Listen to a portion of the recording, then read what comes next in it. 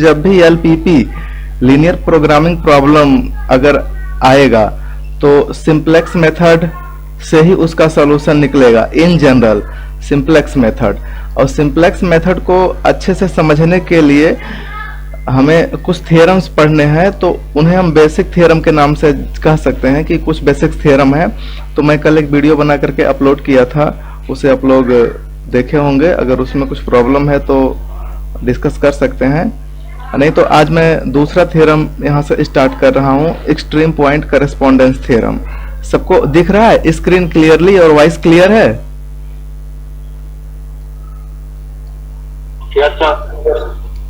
Okay, तो देखिए extreme point theorem में क्या क्या बताया जा रहा है।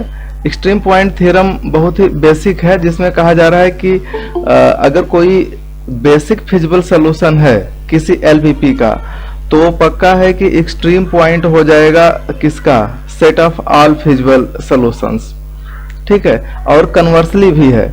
कन्वर्सली में क्या होगा कि अगर हम सेट ऑफ फिजिबल सॉल्यूशन का कोई एक्सट्रीम पॉइंट ले लें, एक्सट्रीम पॉइंट, तो वो बेसिक फिजिबल सॉल्यूशन हो जाएगा।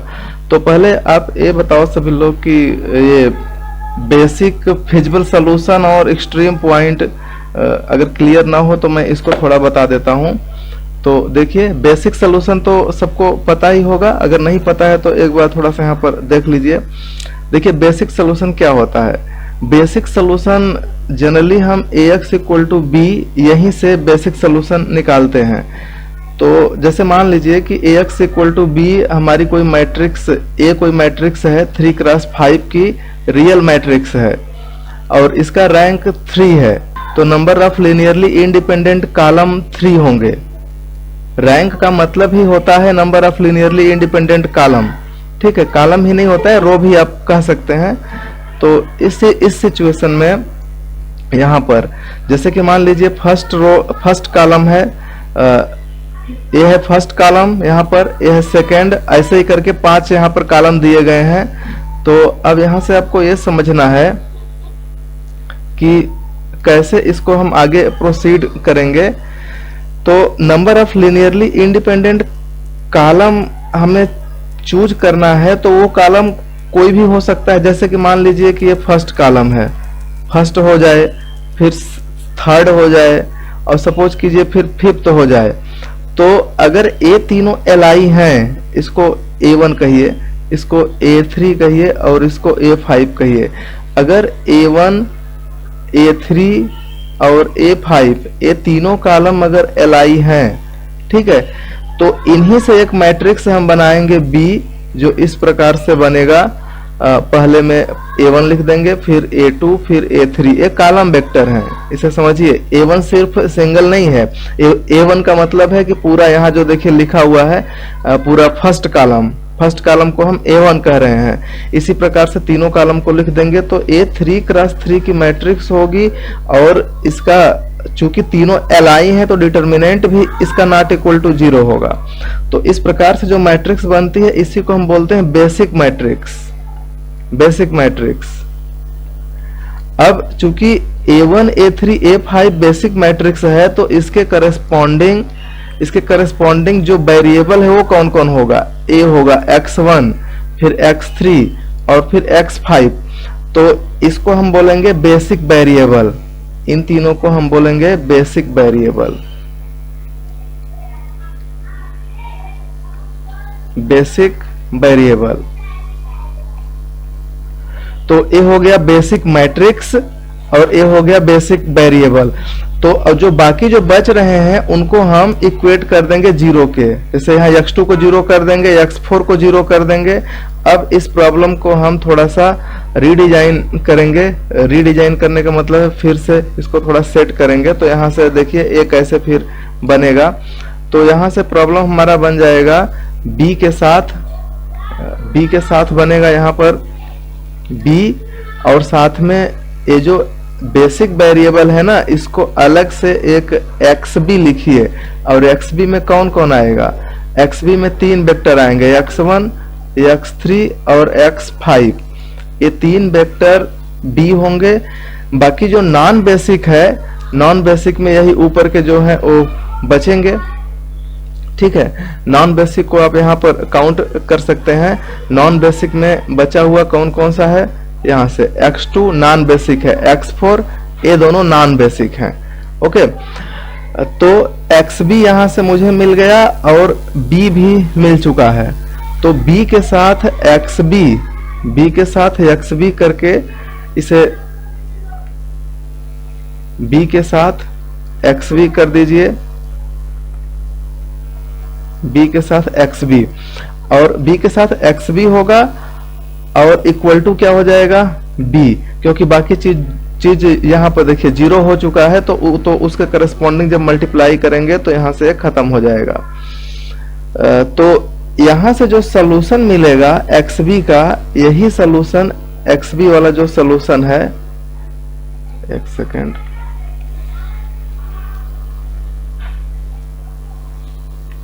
ये जो सॉल्यूशन है इसी को हम लोग बोलेंगे बेसिक सॉल्यूशन। Basic solution. अब ये बेसिक सॉल्यूशन अगर सपोज कीजिए इफ आल्सो की xb के सभी एलिमेंट पॉजिटिव हैं, सॉरी नॉन नेगेटिव, तो उस कंडीशन में ये हो जाएगा बेसिक सॉल्यूशन तो बन ही रहा है और इसका मतलब है फेजिबल, तो यहां से ये हो जाएगा बेसिक फिजिबल।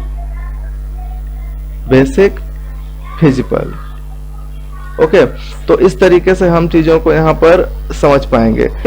हमेशा आपको यही बस ध्यान देना है कि जैसे कि जो मैट्रिक्स है, मैट्रिक्स का कुछ न कुछ रैंक होगा। तो जनरली देखिए एक चीज का ध्यान दीजिए, जैसे कि कोई जो ax इक्वल टू b होता है, तो ax इक्वल टू b में जितने भी इक्वेशन होते हैं, इक्वेशन कहने का मतलब है कि जैसे यहां से लेकर के इसके साथ एक इक्वेशन बनेगा। ठीक है, अगर मैं एग्जांपल के तौर पर कुछ चीजों को यहां पर बताऊं तो ज्यादा क्लियर हो पाएगा। देखिए, जैसे कि मान लीजिए कि मैं लिख रहा हूं x, सपोज कीजिए यहां से x इस प्रकार से x1 plus x2 plus x3 equal to मैंने कहा 3, और x1 माइनस x2 और फिर माइनस 3x3 इक्वल टू मान लीजिए 2 है। तो ये जो दो इक्वेशन दिए गए हैं, दोनों इक्वेशन जब भी कोई क्वेश्चन पूछेगा कि ऐसा प्रॉब्लम को सॉल्व करिए, ये actually ax equal to b type का है, इसको सॉल्व करिए।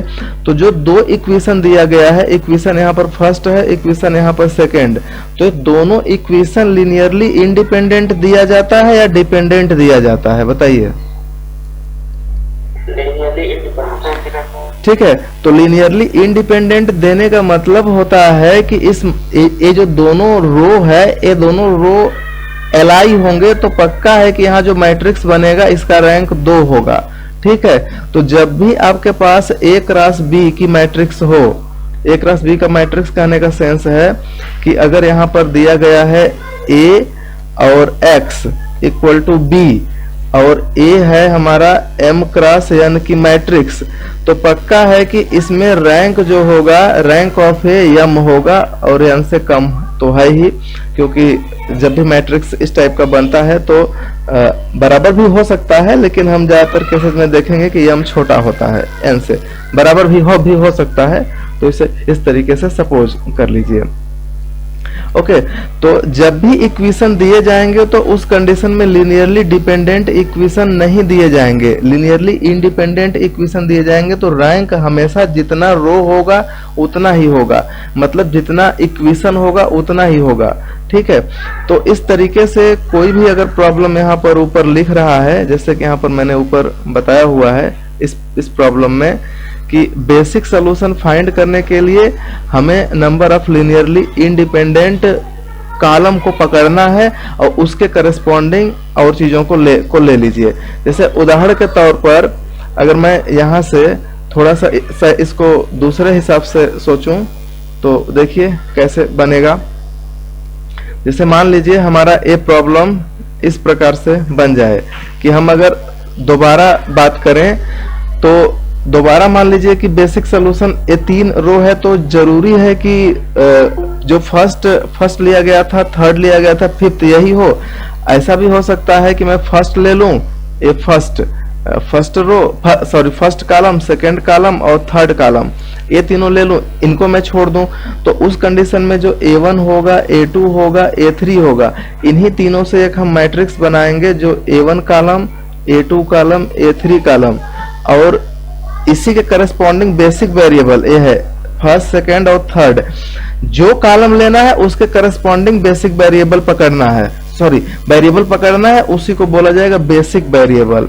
तो बेसिक जो वेरिएबल होगा यहाँ पर इस कंडीशन में हो जाएगा x1, x2, x3, और बाकी चीजों को मैं यहाँ पर 0 कर दूंगा। तो फिलहाल तो बेसिक वेरिएबल इतना ही है, और बाकी ये जो 2 दिख रहे हैं इसे हम लोग बोलते हैं नॉन बेसिक वेरिएबल। ये टर्म यूज किया जाता है नॉन बेसिक वेरिएबल। तो अब इस प्रॉब्लम को ऐसे अगर हम सॉल्व कर देंगे तो जो हमारा जैसे कि b और साथ में xb इक्वल टू b, अब इसको सॉल्व कर दीजिए, क्योंकि जो नॉन बेसिक वेरिएबल है उसको अपने से 0 पुट कर दिया जाता है। 0 पुट करके सॉल्व करेंगे तो bx इक्वल टू b से जो सोल्यूशन मिलेगा यही सोल्यूशन हो जाएगा हमारा बेसिक सोल्यूशन।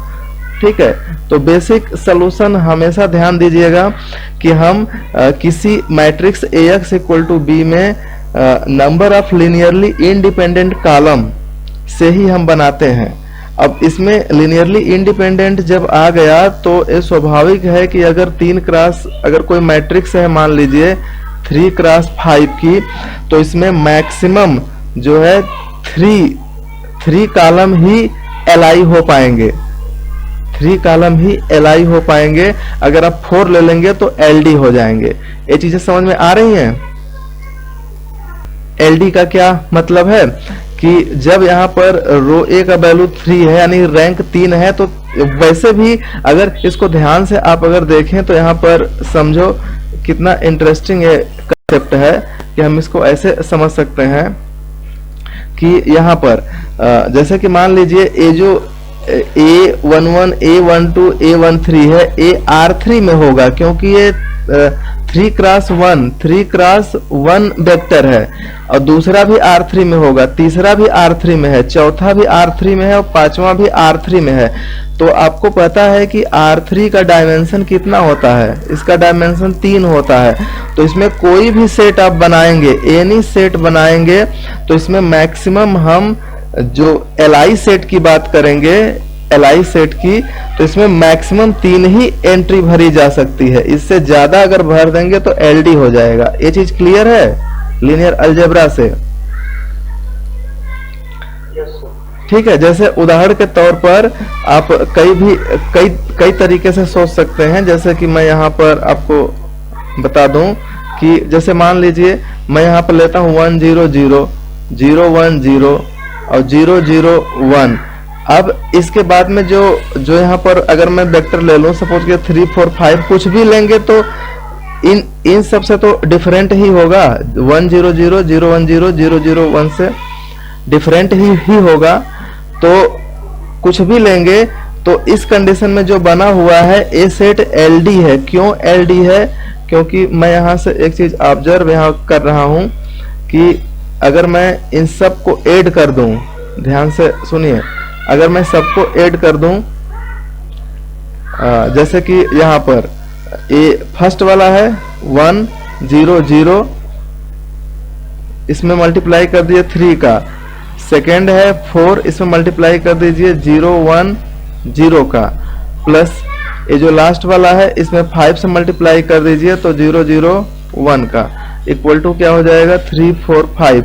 तो इस कंडीशन में देख रहे हैं कि 3 वेक्टर के लीनियर कॉम्बिनेशन से चौथा बन जा रहा है, तो पक्का है कि ये जो सेट बना हुआ है एलडी है। ठीक है, तो कहने का मतलब है कि किसी भी डायमेंशन में, आर्यन में जिसका कि डायमेंशन n है, अगर आप एक सेट बना रहे हो और उस सेट में n+1 एलिमेंट ले लिया जाए इस सेट में, तो इस कंडीशन में ये जो सेट होगा पूरा का पूरा सेट एलडी हो जाएगा। तो उसी आइडिया पर ये जो बेसिक जो बनता है उसी के आइडिया पर यहाँ पर बनाया गया है। ठीक है, तो मुझे उम्मीद है कि आपको ये चीजें समझ में आ गई होंगी। किसी को डाउट है तो पूछ सकता है। बेसिक सोल्यूशन, और बेसिक के बाद में जब वही सब के सब पॉजिटिव हो जाएंगे, नॉन नेगेटिव हो जाएंगे तो बन जाएगा फिजिबल। तो बेसिक फिजिबल क्लियर है। अब दूसरा यहाँ पे हम अगर पॉइंट की बात करें तो एक्सट्रीम पॉइंट, एक्सट्रीम पॉइंट को हम यहाँ से देख लेते हैं। ठीक है, तो एक्सट्रीम पॉइंट देखिए क्या होता है कि किसी भी फिजिबल सोल्यूशन, जब भी आप कोई फिजिबल रीजन बनाएंगे, सपोज करिए कि इस प्रकार से मैं कोई एक फिजिबल रीजन बना दे रहा हूं, इस प्रकार से मान लीजिए। तो जैसे कि यहां से जो दिख रहा है, जैसा कि आप मान लीजिए कोई प्रॉब्लम मैक्स का है, मैं कह दूं मैक्स का कोई प्रॉब्लम है जो लिखा है z equal to X plus Y, और सब्जेक्ट टू कंडीशन में है x plus Y less or equal to मान लीजिए 3 है। ऐसा हम कह सकते हैं कि सपोज करिए कि यहाँ पर 2x plus 3y less or equal to 6 है, एक में कर दीजिए 3x plus 2y less or equal to 6 और x y greater or equal to 0। तो इसकी आप अगर ट्रेसिंग करोगे ना तो ये x एक्सिस ऊपर है y एक्सिस। अब यहाँ से ये जो पहला जो बना हुआ है x पर कट करेगा, ए सपोज कीजिए फर्स्ट वाला ए है, ए फर्स्ट वाला है, ए सेकंड वाला है। तो इस कंडीशन में जब हम इसको सॉल्व करेंगे तो फर्स्ट जो यहाँ पर जो फर्स्ट इनइक्वालिटी है, इसको फर्स्ट को इससे ऐड जोड़ दीजिए, और जो सेकंड है यहाँ पर है, दूसरी वाली है। तो यहाँ पर ये जो होगा 3,0 होगा, क्योंकि इसको जब आप सॉल्व करोगे 2x plus 3y equal to 6 और फिर 6 से डिवाइड करना होगा, 6 से डिवाइड करेंगे तो बनेगा x by 3 plus y by 2 equal to 1। तो ये 30 होगा, ऊपर होगा 02, और यहाँ जब हम दूसरे को सॉल्व करेंगे, देखिए दूसरा जो बना हुआ है वो है 3x plus 2y equal to 6 type का। तो इसमें 6 से डिवाइड करेंगे, यहाँ पर 6 से डिवाइड करेंगे, यहाँ भी 6 से और यहाँ भी 6 से, तो x by 2 plus y by 3 equal to 1। तो यहाँ पर 20 होगा, ऊपर जब सॉल्व करेंगे तो यहाँ पर आएगा 03। और बाकी एक पॉइंट यहाँ भी कट पॉइंट बन रहा है जो कि दोनों को सॉल्व करने पर मिलेगा, और नॉन नेगेटिव यहाँ पर रेस्ट्रिक्शन है, तो इसकी हेल्प से देखेंगे तो हमारा जो फिजिबल रीजन बनेगा वो इतना बड़ा बनेगा। ओके, तो कोई भी जो फिजिबल रीजन होता है उसी को बोलते हैं सेट ऑफ सॉल्यूशन, इसी को हम बोलेंगे set of solution, set of या solution set of feasible region, या यही भी कह सकते हैं set of feasible region, feasible region या फिर फिजिबल सेट, ठीक है, या सॉल्यूशन सेट, इसी को हम बोलेंगे। तो इस सॉल्यूशन सेट में जब भी हम बनाएंगे ना तो कुछ ऐसे कार्नर मिलते हैं। यहाँ पर ध्यान से देखिए, यहाँ पर एक कार्नर मिला है, दूसरा कार्नर यहाँ है, तीसरा कार्नर यहाँ है, चौथा कार्नर यहाँ पर ओरिजिन पर है। तो जो ये कार्नर पॉइंट होते हैं इन्हीं को हम बोलते हैं एक्सट्रीम पॉइंट। ठीक है, ये मतलब समझने के लिए है, डेफिनेशन अलग है, डेफिनेशन मैं भी बता रहा हूँ। कार्नर पॉइंट को ही हम बोलते हैं एक्सट्रीम पॉइंट, एक्सट्रीम पॉइंट इन्हीं को हम कहेंगे। तो एक्सट्रीम पॉइंट की एक खासियत होती है कि एक्सट्रीम पॉइंट किसी दूसरे के लीनियर कॉम्बिनेशन से नहीं बन पाएगा। ठीक है, जैसे कि इस फिजिबल रीजन में मान लीजिए 2,0 है। देखिए एक चीज और, चूंकि यहाँ पर बहुत सारी चीजें बताना है तो मैं बारी बारी से चीजों को यहाँ पर बताता हूँ ताकि चीजें ज्यादा अच्छे से क्लियर हो जाए। देखिए मैंने यहाँ पर बताया कि एक्सट्रीम पॉइंट जो कार्नर पॉइंट है उन्हीं को एक्सट्रीम पॉइंट कहेंगे। तो इस एक्सट्रीम पॉइंट की एक खासियत आप महसूस करोगे ना, जैसे कि मान लीजिए यहाँ 20 है तो 2,0, ठीक है, तो 2,0 कभी भी किसी दूसरे पॉइंट के कॉन्वेक्स कॉम्बिनेशन से नहीं जनरेट होगा। कॉन्वेक्स कॉम्बिनेशन का मतलब एक चीज और मैं यहाँ पर टर्म आपको एक्सप्लेन कर देता हूँ। ठीक है, कॉन्वेक्स कॉम्बिनेशन देख लीजिए,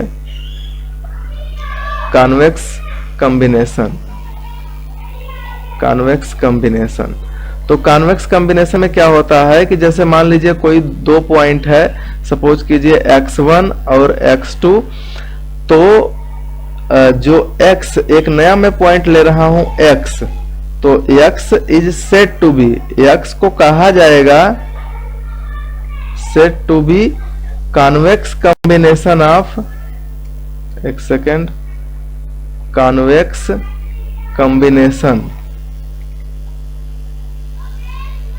combination of x1, x2 if x का वैल्यू हो जाए lambda x1 plus 1 minus lambda x2, और जहां पर लैम्डा बिलोंग करेगा 0 से 1 के बीच में। ओके, तो इसको बोलते हैं कॉन्वेक्स कॉम्बिनेशन इस प्रोसेस में। तो इसमें जो मैंने अभी जस्ट पीछे बताया कि एक्सट्रीम पॉइंट की क्या खासियत होती है, तो एक्सट्रीम पॉइंट की खासियत होती है कि एक्सट्रीम पॉइंट जो होते हैं किसी दूसरे पॉइंट के कॉन्वेक्स कॉम्बिनेशन से नहीं बनाए जा सकते। जैसे कि यहाँ मैंने 2 0 लिया है, तो इस फिजिबल रीजन में कोई आप दो पॉइंट मुझे दे दो, कोई दो पॉइंट मुझे आप दे दो, ठीक है, कोई दो पॉइंट मुझे दे दो, और एक मैं लैम्डा चूज करूंगा और 1 माइनस लैम्डा यहां पर मल्टीप्लाई करूंगा, ठीक है। इस तरीके से इसको थोड़ा सा मैं ऊपर ले जा करके समझाता हूं, यहां से ऐसे समझिए। तो कोई भी दो पॉइंट इस फिजिबल रीजन का मुझे दे दीजिए, तो 2 0 के कॉन्वेक्स कॉम्बिनेशन के बराबर नहीं हो पाएगा। ये प्रैक्टिकल भी कर सकते हैं और यही डेफिनेशन भी होती है। तो यहां से देखिए मैंने इसको थोड़ा ज्यादा, हाँ इतना पर, तो जैसे कि 2 0 यहां पर दिख रहा है 2 0, तो 2 0 फाइंड करने के लिए क्या ये जो फिजिबल रीजन दिख रहा है, इस फिजिबल रीजन से आप मुझे कोई दो पॉइंट सोच करके बताओ क्या रखने पर, और लेमडा का वैल्यू कहां पर रखना है। लेमडा का वैल्यू जब भी चूज करना है तो 0, 1 के बीच में, एक क्लोज इंटरवल है 0, 1 के बीच में आपको लेमडा को चूज करना है। तो इस स्थिति में यहाँ पर जो टर्म बनेंगे इस प्रकार से, तो 2 0 कभी नहीं बन पाएंगे। अब मैं एक कैसे बताऊं आपको कि हो पाएंगे, तो प्रैक्टिकली इसे सोचने के लिए एक सेकेंड, यहाँ पर जैसे कि मान लीजिए हमारे पास बहुत सारे पॉइंट हैं, या तो मैं इसे ऐसे आपको समझाऊं, लेकिन समझाना थोड़ा सा मुश्किल होगा। 1D में मैं आपको समझाता हूं पहले, फिर 2D में फिर मैं समझाऊंगा। देखिए 1D में क्या होगा, जैसे कि मान लीजिए कि ये पॉइंट है 0, ये पॉइंट है 1, ठीक है। तो ये जो 0 है, सपोज कीजिए कि ये 0, अगर मैं एक सेट ले लूं यस जो इस प्रकार से है। आप लोगों को बहुत ज्यादा वॉइस आ रही है क्या बच्चों की? Hello, okay. जैसे कि मान लीजिए 0, 1 है, तो इस स्थिति में यहाँ 0 है और यहाँ पर 1 है, तो यही दोनों एक्सट्रीम पॉइंट होंगे। जो बाउंड्री पॉइंट होते हैं, जो कॉर्नर पॉइंट होते हैं, यानी कि एक्सट्रीम पॉइंट के जो फीलिंग है, एक्सट्रीम पॉइंट ये कह सकते हैं कि बाउंड्री पॉइंट है, ये बाउंड्री पॉइंट हो सकता है, ठीक है। और एक चीज मैं जो और बताया कि कॉर्नर पॉइंट हो सकता है, कॉर्नर पॉइंट। तो यही दो चीजें होती हैं। एक्सट्रीम पॉइंट जब भी होगा तो बाउंड्री पॉइंट होगा और कॉर्नर होगा। तो बाउंड्री पॉइंट में 0 इसका एक्सट्रीम पॉइंट है, 1 एक्सट्रीम पॉइंट है।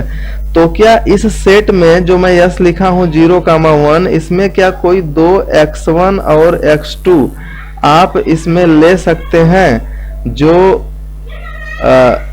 इस प्रकार से हो कि 1 बराबर lambda x1 plus 1 minus lambda x2, और लैम्डा का वैल्यू 0 से 1 के बीच में हो, और x1 x2 चूंकि उसी सेट से आ रहे हैं तो ये भी 0 1 के बीच में हो।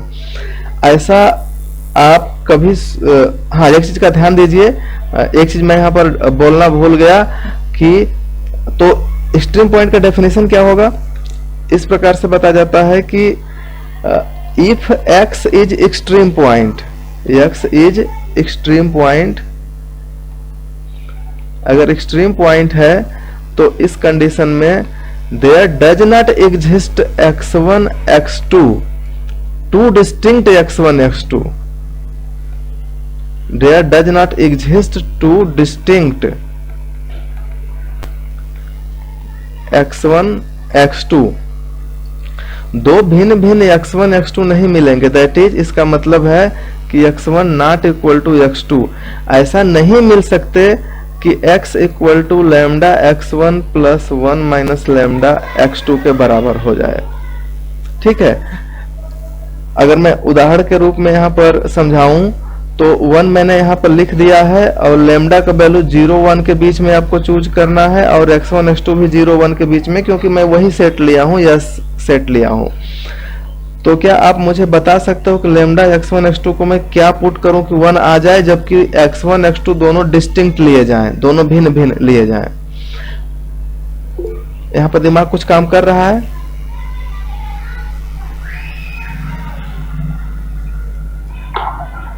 एक सेकेंड बताइए।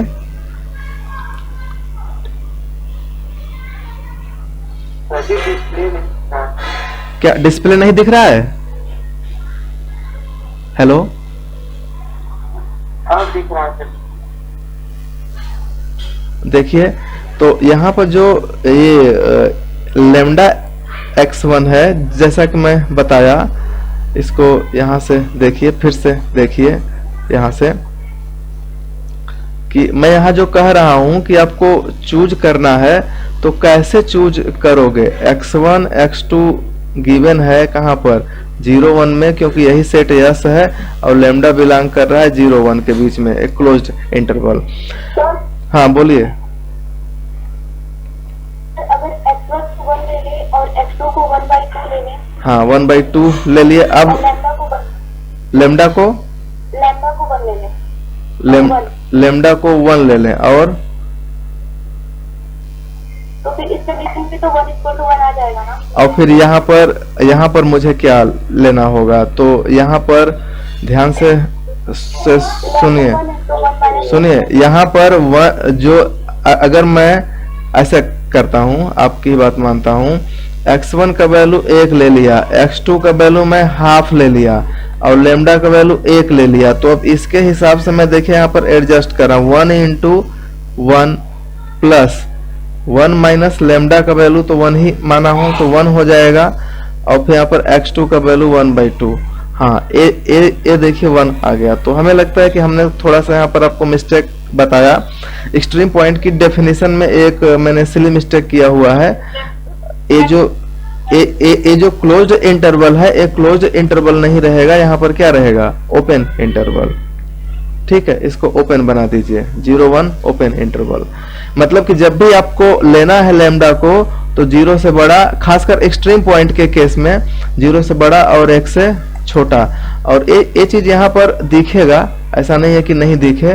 देखिए यहाँ पर जो एक्सट्रीम पॉइंट के यहाँ जो डेफिनेशन यूज की जा रही है, इस डेफिनेशन में लेमडा का जो वैल्यू, ध्यान से देखिए, लेमडा का वैल्यू 0 1 के बीच में है। तो मैं कुछ गलत बता दिया था, तो फिर से इसको सुधारता हूं और मैं बताता हूं कि जो एक्सट्रीम पॉइंट की डेफिनेशन होगी उसमें कहा जाएगा कि x एक्सट्रीम पॉइंट तभी होगा जब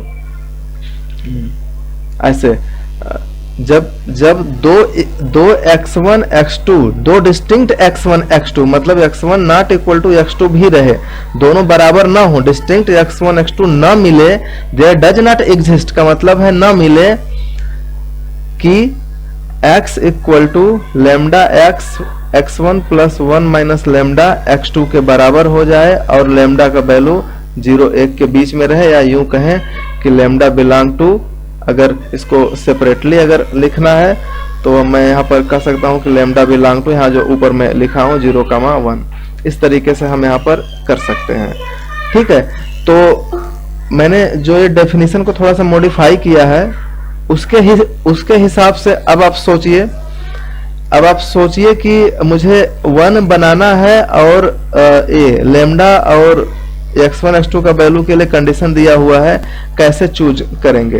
तो यानी कि लेमडा का वैल्यू 1 तो नहीं चूज कर सकते, अब जब भी चूज करेंगे तो 1 और 0 के बीच में। तो अब बताइए यहाँ पर क्या मैं रखूं?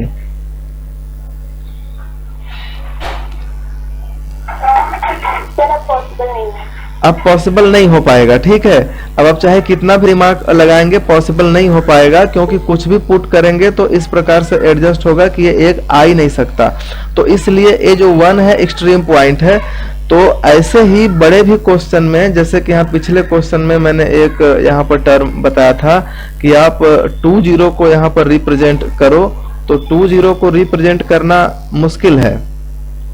20 को रिप्रेजेंट करना बहुत ही मुश्किल है, खासकर लेमडा।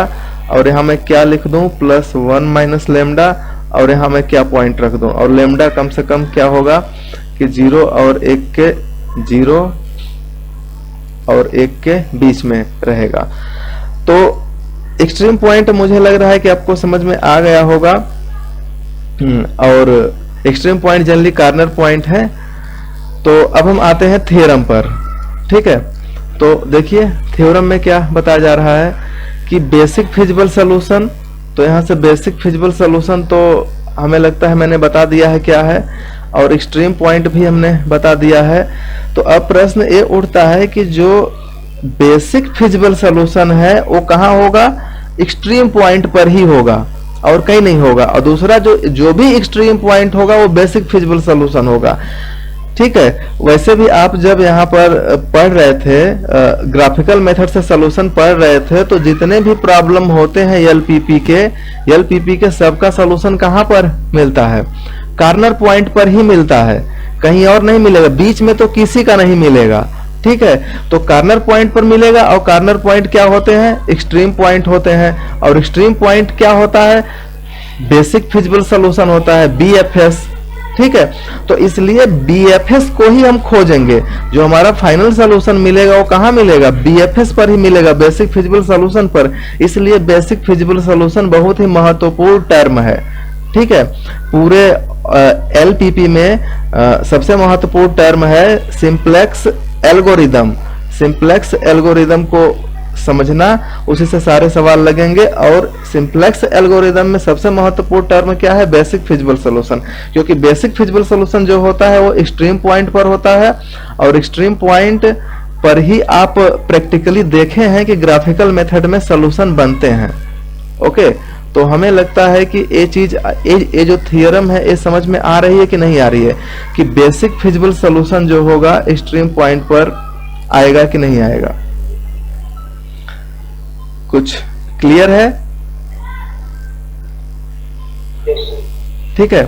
और नहीं अगर क्लियर हो रहा है तो फिर हम जब इसको प्रूफ कर रहे हैं तो वहां से चीजें क्लियर हो जाएंगी, ठीक है। अच्छा, एक टर्म इसमें मुझे और समझाना है कि अगर x का वैल्यू xb0 ये जो लिखा है तो जरूरी नहीं है। जैसे देखिए x के वैल्यू में क्या होता है कि शुरू से लेके x1, x2, x3, x4, x5, x6 and so on, x7, x8 ऐसे करके बहुत सारे मान लीजिए कंपोनेंट हैं। तो जरूरी है कि जो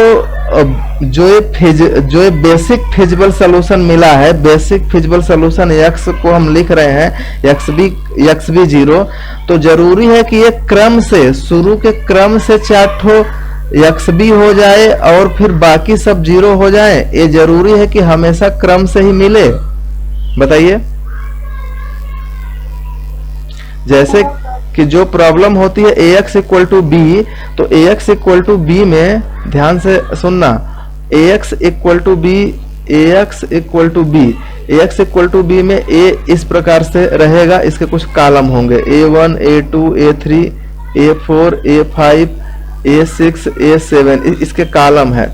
फिर यहाँ पर x1, x2, x3, x4, x5, x6, x7 ये हमारा x है। और यहाँ पर जितना भी b बनेगा वो मान लीजिए कि यहाँ पर b है। तो इस स्थिति में हमें जब बेसिक सॉल्यूशन की बात करेंगे तो बेसिक सॉल्यूशन में हमें लेना क्या होता है, लीनियरली इंडिपेंडेंट। ठीक है। मान लीजिए कि ये मैट्रिक्स 3 क्रॉस 7 की है, 3 क्रॉस 7 की है, और ये 7 क्रॉस 1 का है, तो बी जो है स्वतः हो जाएगा 3 क्रॉस 1 का। तो इस स्थिति में जो हमारा बेसिक सोल्यूशन होगा, 3 लीनियरली इंडिपेंडेंट कॉलम को पकड़ेंगे। तो मान लीजिए कि मैं पकड़ रहा हूं फर्स्ट को और थर्ड को और फिर फिफ्थ को, तो फर्स्ट, थर्ड और फिफ्थ ये हो जाएंगे बेसिक वेरिएबल, ये हो जाएंगे बेसिक वेरिएबल, और बाकी सब जीरो होंगे। तो कहां से हम पता करेंगे कि ये क्रम से आए? एक क्रम से x1, x2, x3, x4, x5, x6, x7 क्रम से तो नहीं आ रहा है ना कि हम शुरू के 3 को ले रहे हैं xb और बाकी सबको जीरो ले रहे हैं। तो जरूरी नहीं है कि ये जो बेसिक वेरिएबल है क्रम से आए, लेकिन आप चाहो तो इसको रीसफल कर सकते हो। रीसफल करने का सेंस है कि हम इसे चाहें तो इस प्रकार से बना सकते हैं, इसी प्रॉब्लम को रीडिजाइन करें तो इसको ऐसे बना सकते हैं। जैसे मान लीजिए कि मैं यहाँ पर बना रहा हूँ, A1 को पहले कर दिया, फिर A3 को पहले कर दिया, अब A5 को पहले कर दिया और A2 को बाद में और A7 को बाद में कर दिया। तो अब जब मैं वेरिएबल को चेंज करूंगा तो वेरिएबल में चूंकि A1 का करस्पॉन्डिंग जो वेरिएबल है x1 है तो x1, A3 का x3 तो x3 और A5 का x5 तो x5। अब जो बाकी बच रहे हैं x2 और x7, इसके करस्पॉन्डिंग देखिए 2 यहाँ पर मिल रहा है, 7 यहाँ पर मिल रहा है। तो हमारी जो प्रॉब्लम है AX matrix AX equal to B, एक कोई इसमें चेंजेस नहीं हुआ इक्वल टू B में, कि लग रहा है कि A पूरा बदल गया। बताइए, ऐसा लग रहा है कि ये इक्वेशन सब इधर उधर हो जाएंगे? क्यों? नहीं सर। ठीक है, ये नहीं होगा क्योंकि मैं वेरिएबल के साथ चेंज किया हूं। जैसे कि उदाहरण के तौर पर अगर मैं यहां पर चीजों को आपको समझाऊं कि सपोज कीजिए x plus Y plus Z equal to 1 है और x minus Y minus 2z equal to 3 है। ठीक है, तो इसको आप अगर सेट करोगे ना तो ऐसे सेट करोगे 1 1 1 माइनस 1 और फिर 1 माइनस 2, इस प्रकार से आप इसको बना लोगे। थोड़ा मैं दूर लिख रहा हूं ताकि इसको यूज करना है। तो 1 और माइनस 2 और इसको एक मैं मैट्रिक्स बनाया। अब मैं यहाँ पर लिखूंगा x y z, तो x y z और यहाँ पर बराबर क्या होगा 1 3 हो जाएगा।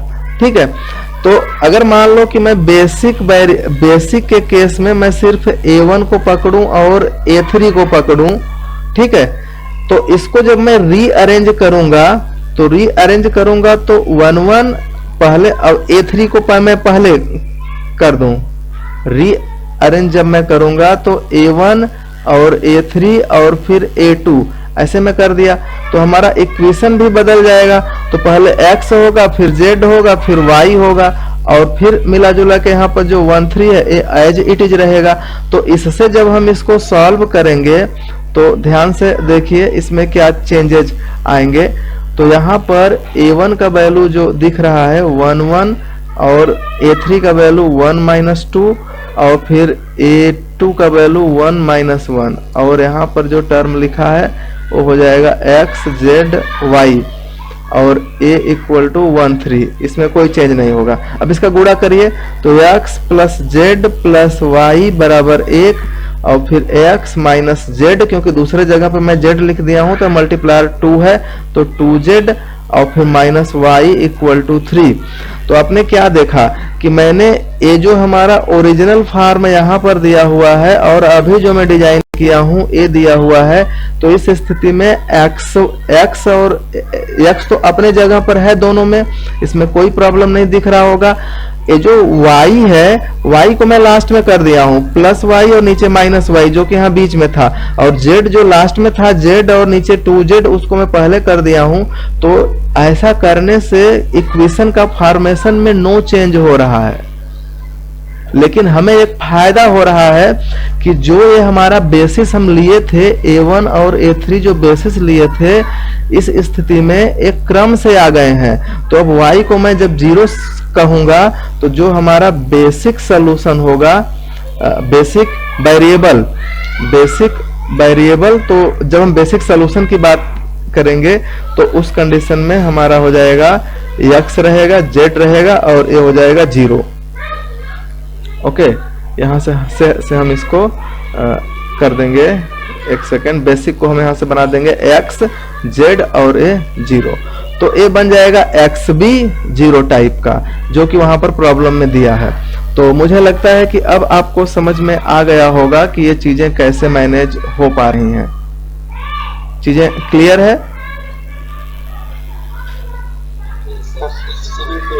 मतलब कि वेरिएबल्स को आगे पीछे कर सकते हैं, कोई परेशानी नहीं। क्या चीज बोलिए फिर से? फिर जैसे मतलब कि इक्वेशन है, इक्वेशन में वेरिएबल को आगे पीछे कर सकते हैं तो उसमें कोई इफेक्ट नहीं पड़ता, इसी वजह से इसमें भी मतलब माइनस। हाँ, वेरिएबल कॉलम सहित, देखिए वेरिएबल को कॉलम सहित, ऐसा मत करना कि किसी एक कॉलम, मतलब हम क्या करेंगे, दोनों कॉलम को एक साथ, मतलब कॉलम में जो पूरे एलिमेंट हैं उसको पूरे को ले जाकर के शिफ्ट कर रहे हैं। अगर जैसे कि रैंडम शिफ्ट कर देंगे ना तो मैट्रिक्स का फॉर्मेशन बिगड़ जाएगा। जैसे कि यहाँ पर x y z है तो आप यहाँ पर z को बदल दो, जैसे कि उदाहरण के तौर पर मैं यहाँ पर कह दूं कि आप z को बदल दो लेकिन y को बदलो ही मत। जैसे कि यहाँ पर कर दो x, यहाँ पर x plus Y, sorry x plus Z plus Y बराबर 1 कर दिया, दूसरे को मैं बदला ही नहीं, x माइनस वाई और माइनस 2z। तो चूंकि ये जो दिख रहा है तो करस्पॉन्डिंग लेंगे तब तो ठीक है, लेकिन अगर जल्दी में मैंने कुछ गलती कर दिया, मिस्टेक हो गया कि 1 1 1 माइनस 1 हो गया और यहाँ 1 माइनस 2, तो दिखने को तो सेम ही दिख रहा है लेकिन ये मिस्टेक हो चुका है। ठीक है, तो इसलिए जब भी शिफ्ट करना है तो हमें पूरे कॉलम में जितने वेरिएबल उनको पूरे को उठा के बाहर दूसरी जगह ले जाइए और दूसरे को पूरे को उठा करके फिर पहले जगह पर लाइए। तो इस प्रकार से चेंज करेंगे तो नो चेंज होगा, और इसी का फायदा उठा करके उसे रीअरेंज किया गया है। और रीअरेंज करने से बहुत ही बेहतर हमें ये फायदा होता है कि सारी चीजें क्रम से हो जाती हैं। क्रम से होने पर एक्स सीधे सीधे दिखता है एक्स बी और 0 टाइप का, जहां एक्स बी क्या है, बेसिक वेरिएबल। तो उम्मीद है कि आपको ये सारी चीजें क्लियर हो गई होंगी। ठीक है, ओके, कि भी डाउट है? ठीक है, अब हम आते हैं थियरम पर। ठीक है, मोस्ट इंपॉर्टेंट थियरम है, इसे हम लोग पढ़ते हैं। ठीक है, और फिर इसका एंजॉय करते हैं क्योंकि इंटरेस्टिंग है, क्योंकि ये प्रूफ कर रहा है कि कोई भी बेसिक फिजिबल सॉल्यूशन कहीं नहीं होगा, फालतू जगह पे नहीं होगा, वो सीधे सीधे एक्सट्रीम पॉइंट पर बैठा होगा। ठीक है, तो ये बहुत महत्वपूर्ण है। तो देखिए, बाकी चीजों के बारे में सब कुछ दिया हुआ है कि ये हमारी मैट्रिक्स m क्रॉस n की रियल मैट्रिक्स है, और जो b है वो m क्रॉस 1 का है, और c जो है m n क्रॉस 1 का है, और मैट्रिक्स का रैंक m है। इसी को हम ऐसे बोल देते हैं कि इसको ऐसे भी कह सकते हैं कि a जो है m set of matrix m cross n, ठीक है, इसमें बिलोंग करेगा। और यहाँ पर r लगा दीजिए तो ये सेट ऑफ रियल मैट्रिक्सेज हैं, जो लीनियर अलजेब्रा में आप ऐसा टर्म देख चुके होंगे। और x और c दोनों को कह सकते हैं कि Rn में है, और b कहाँ है, Rm में है, ऐसे भी आप बना सकते हैं। ठीक है, तो ये सब चीजें बेसिक नोटेशन है। तो हमें बस अब बहुत ज्यादा दिमाग नहीं लगाना है, शुरू करना है कहाँ से, हमें शुरू करना है बेसिक वेरिएबल से। बेसिक फिजिबल सॉल्यूशन को लेकर के एक्सट्रीम दिखाना है बस। अब देखिए, एक्सट्रीम दिखाने का जो मैं ट्रिक था वो तो मैं बताया ही नहीं। एक्सट्रीम दिखाने का ये ट्रिक है कि अगर मान लीजिए कोई x एक्सट्रीम पॉइंट बनता है, ठीक है, तो अगर यहाँ पर मैं इसको एक्सट्रीम पॉइंट x है, तो there does not exist x1 x2, two distinct x1 x2 does not exist. Exist वाला सिंबल लगा करके उसे कट कर दीजिए, तो इसका मतलब होगा there does not exist x1 x2 such that x1 x2 not equal to हो। टू डिस्टिंक्ट x1 एग्जिस्ट न करे कि x बराबर lambda x1 plus 1 minus lambda x2 हो जाए, और लेमडा का वैल्यू 0 से बड़ा और 1 से छोटा हो। ठीक है, अगर x एक्सट्रीम पॉइंट बन रहा है तो। दूसरा, इसका काउंटर डेफिनेशन क्या है कि अगर बन गया, ध्यान से सुनना, अगर बन गया इफ x एक्सट्रीम भी है, एक्सट्रीम भी है, ठीक है, एंड x का value lambda x1 plus 1 minus lambda x2 के बराबर हो गया और x एक्सट्रीम है, या ऐसे मैं कहूं, मैं इसको उल्टा कहूं तो ज्यादा अच्छा रहेगा।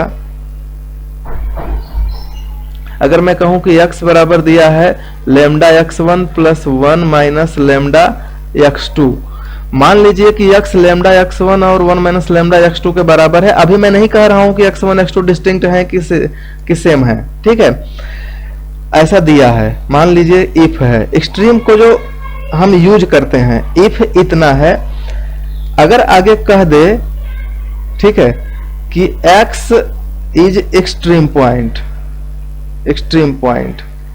ठीक है, तो ये होता है if and only if x बराबर x1 बराबर x2, तीनों बराबर हो जाते हैं। अगर x एक्सट्रीम पॉइंट है और दो के कॉम्बिनेशन में लिखा जा रहा है, दो एलिमेंटों के कॉन्वेक्स कॉम्बिनेशन के रूप में लिखा जा रहा है, तो फिक्स है कि x एक्सट्रीम तभी होगा जब ये तीनों आपस में बराबर होंगे। ये बात समझ में आ रही है?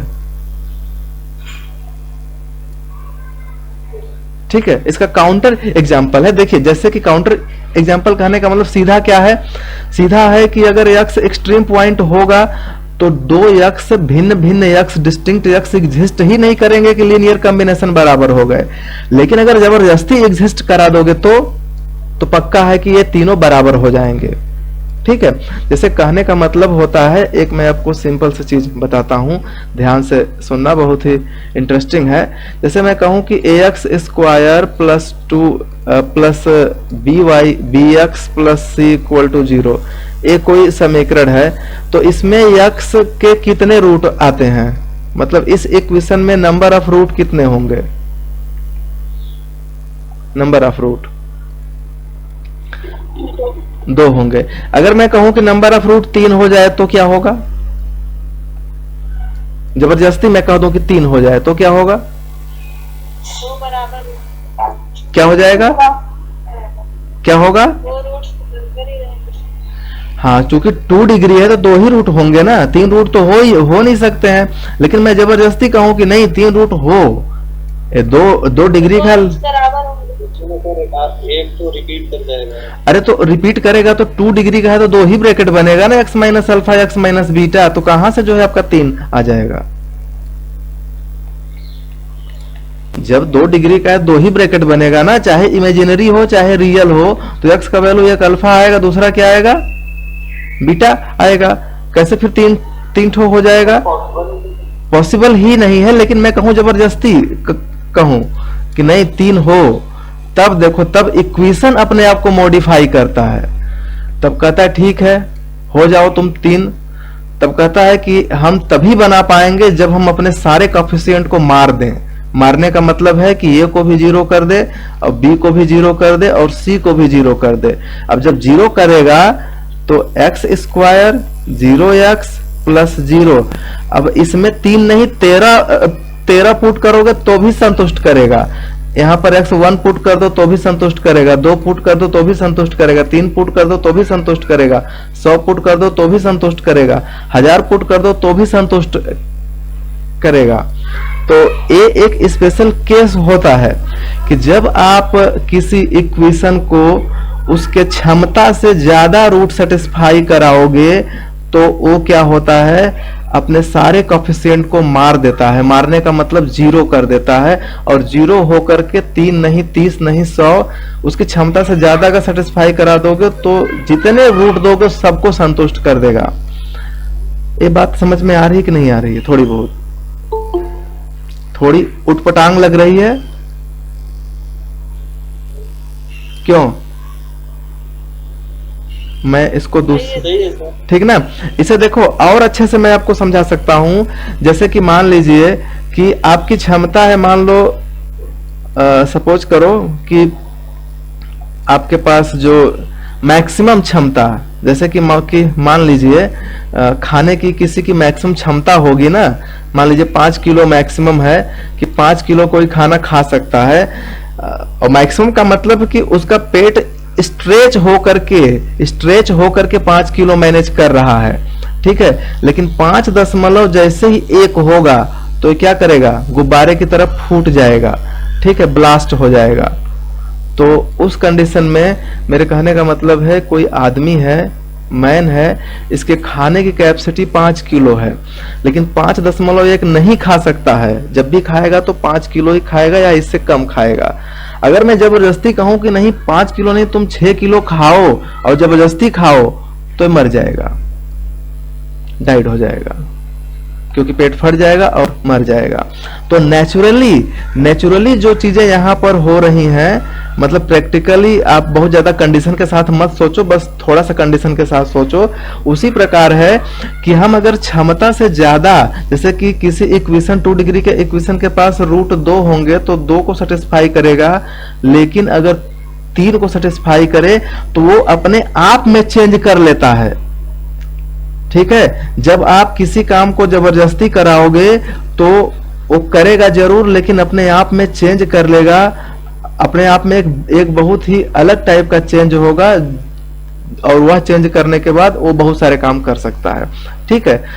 तो ऐसा प्रैक्टिकल में भी हर जगह संभव है। जैसे कि मान लीजिए आपसे मैं कहूं कि ये काम करो, लेकिन आपका मन नहीं है, फिर भी मैं कहूं जबरी करो, तो पक्का है आप अच्छे मन से नहीं करोगे और खराब कर दोगे, बेकार कर दोगे, ठीक है। बहुत रेयर चांस है कि अच्छा करोगे। तो जस्ट लाइक सेम मैं यहाँ जो बता रहा हूं एक्सट्रीम पॉइंट कि x अगर lambda x1 plus 1 minus lambda x2 का कॉम्बिनेशन बना ले रहा है, पहले तो ये है कि एक्सट्रीम पॉइंट है तो बनाता ही नहीं है, लेकिन बना ले रहा है तो ये अपने आप में चेंज करेगा, और अपने आप में चेंज करके क्या कहेगा कि तभी संभव है जब x1 बराबर x2 बराबर x हो जाए।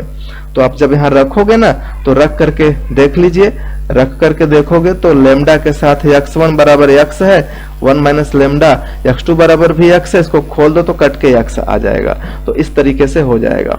तो यही यहाँ पर हम टर्म यूज करेंगे कि जब भी हमें प्रूफ करना होगा, एक हम बेसिक फिजिबल सॉल्यूशन में यहाँ से ले लूंगा इस थ्योरम से, यहाँ से बेसिक फिजिबल सॉल्यूशन ले लिया। अब मुझे एक्सट्रीम दिखाना है तो मैं ऐसा कह सकता हूं कि लीनियर कॉम्बिनेशन ले लूं और लास्ट में तीनों को बराबर दिखा दूं। या दूसरा भी मैंने समझा दिया कि अगर मान लीजिए कि अगर x एक्सट्रीम बनना चाहता है तो x1 x2 एग्जिस्ट ही नहीं करेंगे जो कॉम्बिनेशन के बराबर हो। तो मैं आगे बढ़ता हूं क्योंकि मैं कई बार रिपीट कर चुका हूं। तो देखिए अब यहां पर कहा जा रहा है कि x आपका बेसिक फिजिबल सॉल्यूशन यहाँ पर ले लिया गया। दूसरा चीज बताया जा रहा है कि यदि संभव हो कि x be a point of s such that there exist, such that कि दोनों डिफरेंट एग्जिस्ट कर रहे हों और x उनके कॉन्वेक्स कॉम्बिनेशन के बराबर है, और यहाँ पर लेमडा क्या है 0 और 1 के बीच में है। तो एक्चुअली यहाँ पर जो इनडायरेक्टली क्या मान रहा है कि let x is not extreme point. समझे कि नहीं समझे? अगर एक्सट्रीम पॉइंट हो तो x1 x2 एग्जिस्ट ही नहीं करेगा कि जो डिफरेंट x1 x2 एग्जिस्ट हो और कॉन्वेक्स कॉम्बिनेशन के बराबर हो x के साथ, ठीक है। लेकिन एग्जिस्ट कर रहा है, इसका मतलब ये डायरेक्टली ये मान रहे हैं कि x is not extreme point. ये बात समझ में आ रही सबको? ठीक है। जैसे कि आप बीएससी में पढ़े थे कि √2, हाँ बीएससी नहीं 9th में पढ़े थे कि √2 को प्रूव करना है कि रेशनल नंबर है, तो आप तुरंत कहते थे कि सपोज करो √2 is not rational number, not rational नहीं इरेशनल प्रूफ करना था ना। तो हम लेते थे कि √2 इज नॉट इरेशनल नंबर, मतलब रेशनल नंबर हो तो √2 को p/q के रूप में लिखा जा सकता है। बाद में फिर कंट्राडिक्शन कर देते हैं कि ऐसा संभव ही नहीं है, इसलिए जो यहाँ पर हम माने हैं कि नॉट इरेशनल नंबर गलत है तो सिद्ध करेंगे तो क्या होगा रेशनल नंबर। तो उसी प्रकार का यहाँ भी हम सिस्टम ले रहे हैं कि हमने x को बेसिक फिजिबल सॉल्यूशन ले लिया। अब मैं कहूंगा कि let x is not extreme point, x extreme point नहीं है। ओके, तो x जब एक्सट्रीम पॉइंट नहीं है तो इस स्थिति में होगा क्या? तो देयर एग्जिस्ट करेगा दो x1 x2 जो दोनों डिफरेंट होंगे, और x बराबर lambda x1 plus 1 minus lambda x2 इस प्रकार से। और जो लेमडा होगा वो 0-1 के बीच में होगा, चाहे तो लेमडा को 0 से बड़ा 1 से छोटा कर दो। तो इस तरीके से चीजें क्लियर हो गई। अब मैं आगे बढ़ रहा हूं। आगे ये है कि x1 होगा तो x1 चूंकि x यहाँ पर देखिए x जब भी x है तो एक ऊपर x भी है नीचे 0 है, तो वैसे x भी तो u1 ऊपर होगा नीचे v टाइप का होगा, और x2 भी u2 और v2 टाइप का होगा। फिर हम जब कॉन्वेक्स कॉम्बिनेशन की जब हम बात करेंगे तो यहाँ पर लिखा गया है x इतने के बराबर है, तो इसी का मैं यहाँ पर यूज करता हूँ, इसी का यूज करके मैं यहाँ पर ला दिया इस प्रकार से। तो लेमडा के साथ u1 v1, 1 माइनस लेमडा के साथ u2 v2। अब इन दोनों को खोलोगे तो ऊपर वाला एक समीकरण बनेगा, lambda u1 plus 1 minus lambda u2, और नीचे क्या होगा, नीचे होगा lambda v1 plus 1 minus lambda v2, इस प्रकार से बन जाएगा। तो अब कंपेयर करेंगे तो x भी बराबर ऊपर वाला टर्म आ जाएगा यहाँ पर, और जो नीचे वाला टर्म है वो 0 के बराबर हो जाएगा।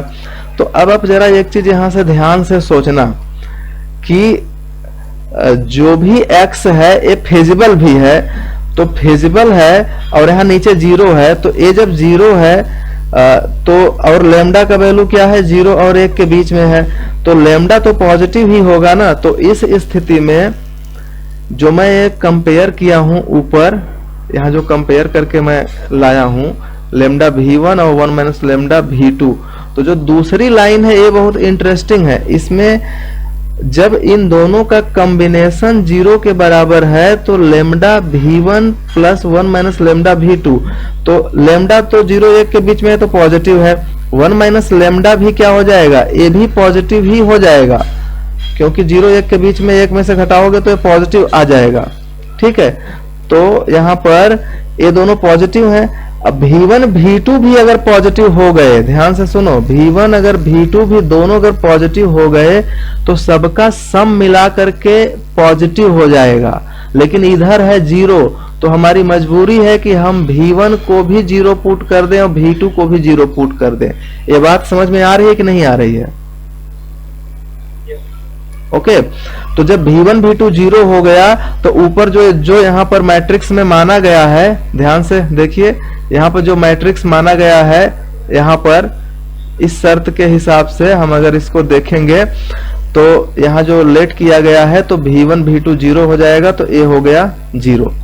अब नेक्स्ट देखिए, एक चीज का ध्यान दीजिए, x1 x2 जब भी x1 x2 लिए जाते हैं तो ये फिजिबल सेट के ही लिए जाते हैं। तो फिजिबल सेट कहां से निकलता है, ax इक्वल टू b से फिजिबल सेट निकलता है, तो x1 को भी ये सेटिस्फाई करेगा और x2 को भी सेटिस्फाई करेगा, तो ax1 बराबर b, ax2 बराबर b। ठीक है, अच्छा a का वैल्यू किसके बराबर है, ध्यान से सुनिए, जो A मैट्रिक्स बनती है तो A मैट्रिक्स को मैंने बताया कि अगर बड़ी सी मैट्रिक्स है तो एक बेसिक मैट्रिक्स बन जाती है और बाकी एक जो बनती है B डैश मान लीजिए, ये नॉन बेसिक मैट्रिक्स बनता है। लेकिन जब हम साइड में खड़ा करते हैं A के साथ हम खड़ा करेंगे XB और यहाँ पर 0, तो इसका जब गुणा होता है तो होता है B के साथ XB बराबर B, और ये जो 0 का इसमें गुणा होता है तो खत्म हो जाता है। इसी प्रकार आपको सोचना है कि जब A के साथ x1 बराबर B है तो मैं लिखूंगा A के अंदर क्या होगा, A बड़ी सी मैट्रिक्स होगी, इस चीज को ध्यान दीजिए। जो A टर्म है, A का जो वैल्यू है वो है यहां से B और B डैश। B को आप समझ सकते हो कि ये जो है बेसिक मैट्रिक्स है, बेसिक मैट्रिक्स, और जो B डैश है ये है नॉन बेसिक। ठीक है, तो इसके हिसाब से जब मैं यहाँ पर A के साथ x1 करूंगा और बराबर मैं B लिखूंगा तो A में क्या है, B है और B डैश है, और x1 में क्या है, x1 में U के साथ 0 है तो यहाँ पर कर दो u1 और यहाँ पर 0 बराबर b। तो इसको हल करोगे तो 0 वाले का b में गुणा होगा तो खत्म हो जाएगा, तो b के साथ u1 बराबर b। इसी प्रकार ax2 बराबर b को जब आप सॉल्व करोगे तो b के साथ u2 बराबर b होगा। तो ध्यान दीजिए इसमें तीनों चीजें बराबर आ रही हैं, क्या क्या। और एक चीज और ध्यान दीजिए, क्योंकि शुरू में ही ए भी बताया जाता है शुरू से ही कि b के साथ एक्स बी करने पर b आता है। तो ये तीन इक्वेशन एक साथ जो आ रहे हैं, b भी फिक्स है, कैपिटल B भी फिक्स है, स्मॉल b भी फिक्स है, फिर कैपिटल B फिक्स है, स्मॉल b फिक्स है, फिर कैपिटल B फिक्स है, स्मॉल b फिक्स है, और यही u1 और u2 और xb बदल रहे हैं। तो इन तीनों से क्या कंक्लूजन निकलेगा कि क्या तीनों ये बराबर होंगे, u1 u2 और xb? ऐसा लग रहा है या डाउट है? बराबर होंगे, ठीक है। तो u1 u2 xb अगर बराबर हुए तो देखो xb और 0 की हेल्प से x बनाते हैं, और u1 और 0 की हेल्प से x1 बनाते हैं, और u2 और 0 की हेल्प से x2 बनाते हैं, और तीनों xb u1 और u2 ये तीनों के तीनों बराबर है। तो क्या मैं कंक्लूजन निकाल सकता हूं कि x बराबर x1 बराबर x2 होगा? ठीक है। तो ऐसा कंक्लूजन निकालने पर हमें यहाँ पर चीजें क्लियर होंगी कि एक कंट्राडिक्शन हो जा रहा है, किसका? क्योंकि शुरू में माना गया था x1 x2 के बराबर नहीं है, लेकिन यहाँ बराबर हो गया, इसलिए कंट्राडिक्शन हो गया। और ये कंट्राडिक्शन किस लिए हुआ? क्योंकि मैं ऊपर यहाँ पर देखिए, ऊपर मैं माना था कि 2x1, देखिए मैं यहाँ पर बताया था कि हम x को बेसिक फिजिबल सॉल्यूशन मानेंगे, और यहां से मैं सिद्ध करूंगा कि x एक्सट्रीम पॉइंट हो जाए। तो एक्सट्रीम पॉइंट सिद्ध करने के लिए मैं मान लूंगा कि let x is not extreme point, not extreme point. Okay, जब एक्सट्रीम पॉइंट नहीं होगा तब क्या होगा? तब पक्का है कि एक्सट्रीम पॉइंट नहीं होगा तो there exist 2x1 x1 x2 such that x1 not equal to x2, two distinct x exist करेंगे, xi एग्जिस्ट करेंगे कि x बराबर lambda x1 plus 1 minus lambda x2 के बराबर होगा, और लेमडा 0 1 के बीच में होगा।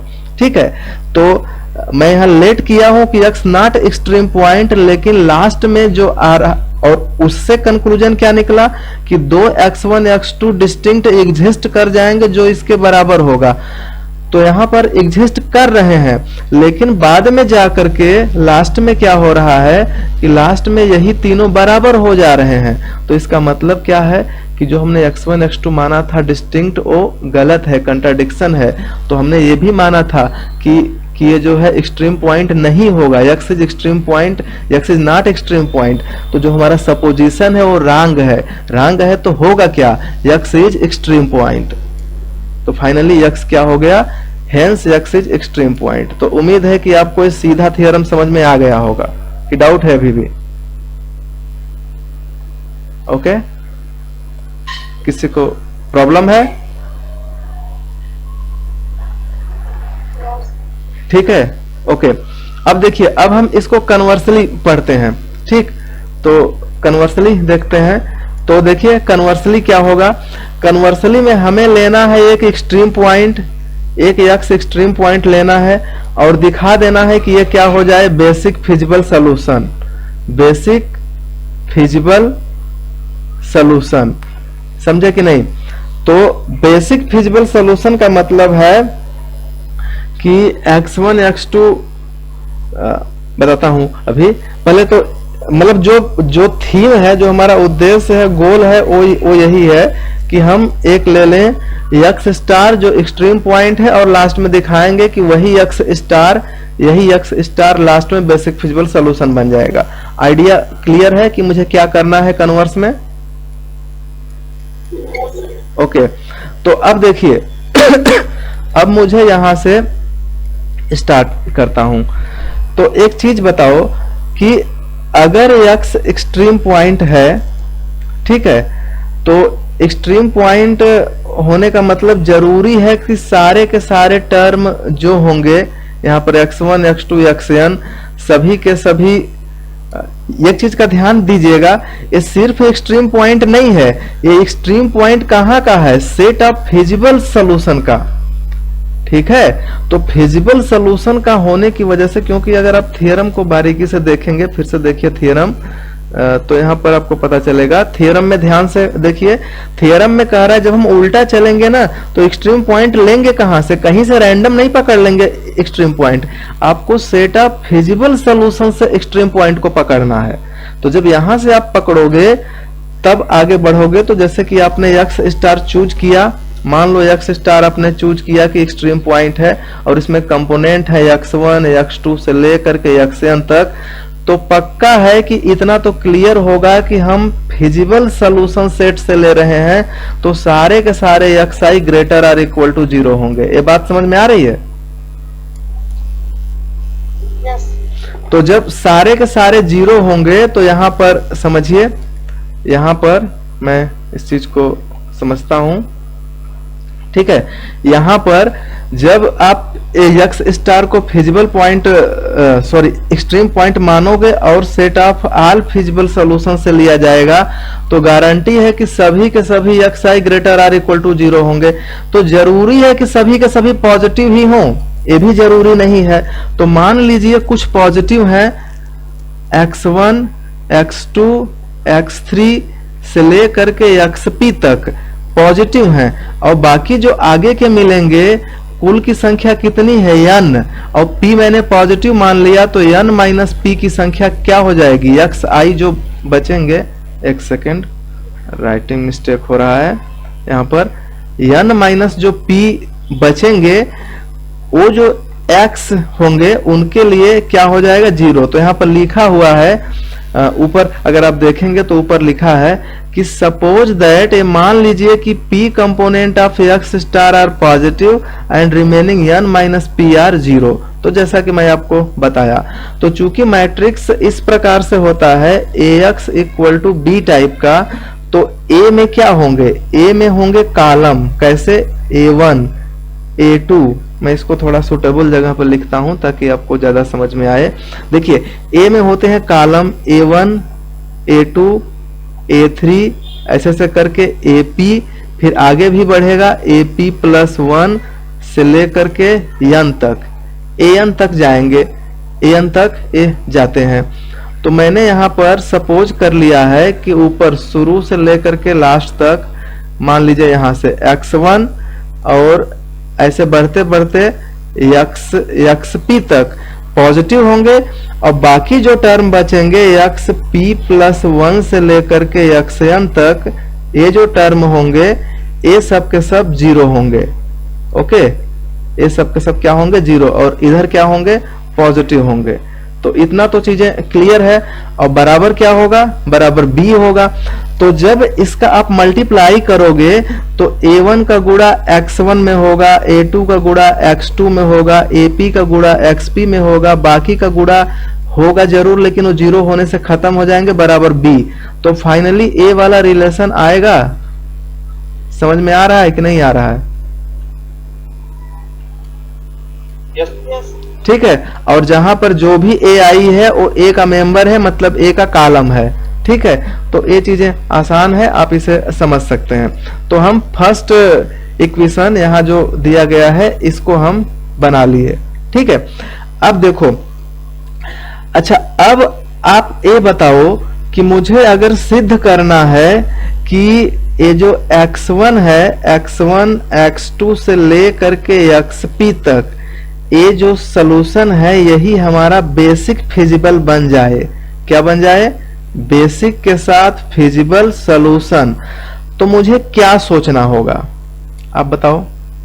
बेसिक की डेफिनेशन बताओ, बेसिक सॉल्यूशन की डेफिनेशन में क्या किया जाता है?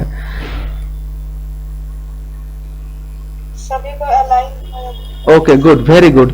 जो जितने भी a1 होगा, a2 होगा, एपी होगा, सबको मैं दिखा दूंगा एलआई। अब जब सबको मुझे एलआई दिखाना है तो वही 9th वाली हम कंसेप्ट फिर से यूज करेंगे, कंट्राडिक्शन मेथड, कि मैं सपोज कर लूंगा कि A1 A2 AP एलआई नहीं है, तो मतलब होंगे क्या, तब एलडी होंगे। ये बात समझ में आई? ठीक है, तो यही आप एज्यूम कर लीजिए। लेट अस एज्यूम दैट जो A1 A2 AP हैं are linearly independent, or not linearly independent. इसका मतलब है डिपेंडेंट, और डिपेंडेंट होगा तो पक्का है कि कुछ स्केलर एग्जिस्ट करेंगे।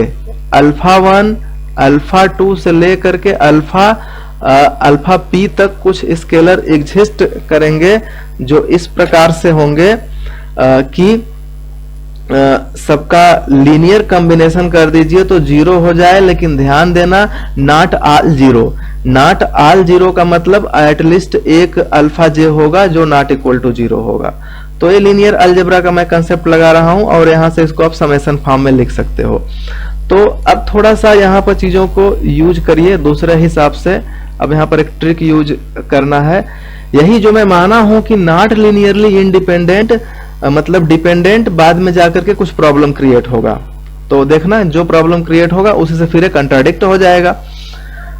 तो चूंकि ये जो ऊपर लिखा है इसको मैं लिख सकता हूं समेशन एक्स आई और फिर ए आई बराबर बी, और जो यहाँ नीचे दूसरा लिखा है ये ऐसा लिखा है, तो इसको मान लीजिए समीकरण फर्स्ट और इसको मान लीजिए सेकंड। अब मैं करूंगा क्या, यहां पर जो ए टर्म लिख रहा हूं ये आ रहा है फर्स्ट प्लस एप्सिलॉन गुणे सेकंड। दूसरे में एप्सिलॉन से गुणा कर दीजिए और फर्स्ट में 1 से गुणा करके ऐड कर दीजिए, तो ए वाली रिप्रेजेंटेशन आपको आ जाएगी। इसमें कोई प्रॉब्लम नहीं है, बस गुणा करके जोड़ा गया है। और इन दोनों में एजे कॉमन है तो एजे को बाहर निकाल लिए, तो अंदर हुआ एक्स जे प्लस माइनस एप्सिलॉन। हाँ, एक चीज का ध्यान दीजिए, ये प्लस माइनस दोनों करना है, एक बार प्लस करना है एक बार माइनस करना है, लेकिन साथ में लिया गया है तो दोनों को एक साथ ले लिया गया है। तो इस प्रकार से ये चीजें हो गई। तो अब मैं यहां से क्या काम करूंगा, यहां से देखिए, यहां से एक x1 बनाइए। जैसे कि जो आप प्लस लिए थे तो प्लस के रेस्पेक्ट में जो आ रहा था उसको x1 मान लीजिए, प्लस के रेस्पेक्ट में x1, और जो माइनस के रेस्पेक्ट में आ रहा था उसे x2 मान लीजिए। तो इस प्रकार से दो वेक्टर तैयार हो जाएंगे, ये दो वेक्टर तैयार हो जाएंगे।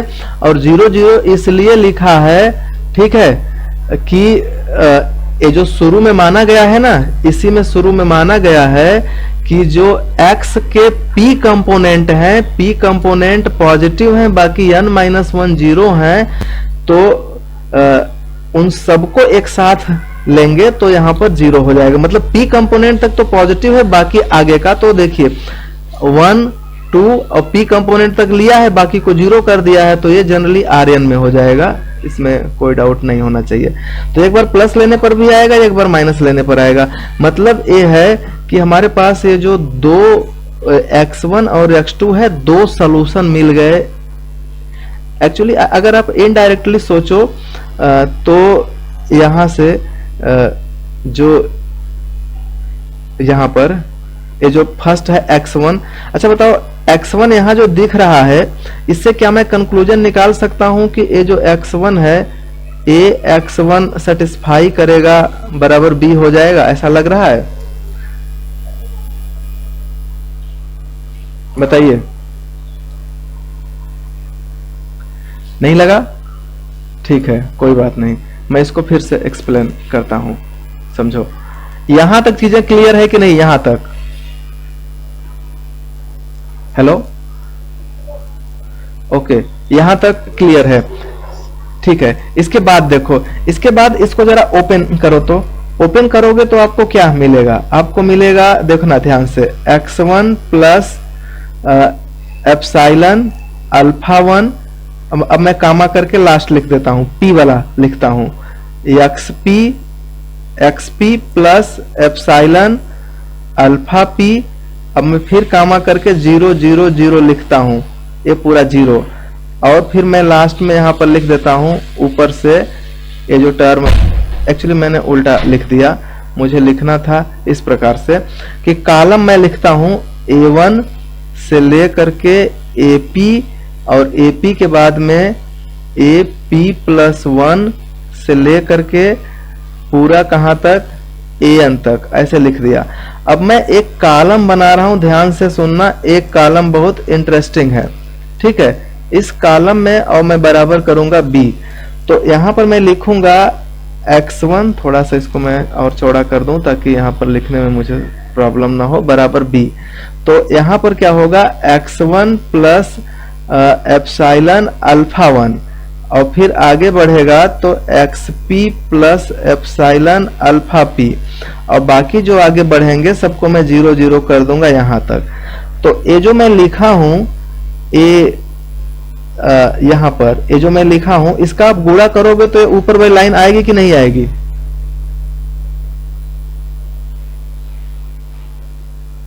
अरे मल्टीप्लाई कर दो ना इस, ठीक है, इसका पहले का मल्टीप्लाई कर दो तो ऊपर वाली लाइन आ जाएगी। तो एक्चुअली ये जो मैट्रिक्स है, ये जो यहाँ पर नीचे जो लिखा गया A1 to AP और AP+1 से AN तक ये A है और ऊपर ये जो है इसी को तो आप x1 मान रहे हो, इसी को तो x1 मान रहे हो, जो कि मैं यहाँ पर खड़े में लिखा हूँ, खड़ा का मतलब कॉलम वेक्टर में लिखा हूँ और यहाँ पर रो वेक्टर में लिखा है। तो इसी को मैं क्या लिख सकता हूँ, x1 बराबर B, ऐसा मैं लिख सकता हूँ कि नहीं लिख सकता हूँ? ठीक है। सिमिलरली आप फिर से यहाँ पर दिमाग लगाओ, फिर से दिमाग लगाओ, तो मैं यहाँ पर एक चीज और बना सकता हूँ कि यहाँ पर कर दूं माइनस एप्सिलॉन अल्फा 1 और फिर इसी को घटा करके मैं लिख दूं xp minus epsilon alpha p और फिर बाकी के टर्म को मैं कर दूं 0। तो यहाँ से क्या दिख रहा है, ये जो दिख रहा है ये पूरा क्या है, यहाँ जो देखिए लिखा है x2, यही x2 है यहाँ पर, तो x2 लिखा है तो मैं इसे लिख सकता हूँ a के साथ x2 बराबर b लिख सकता हूँ। ये भी बात समझ में आ रही है कि नहीं आ रही है? यहाँ पर देखिए ये पहला है, दूसरा है p वाला है, बाकी सब 0 है।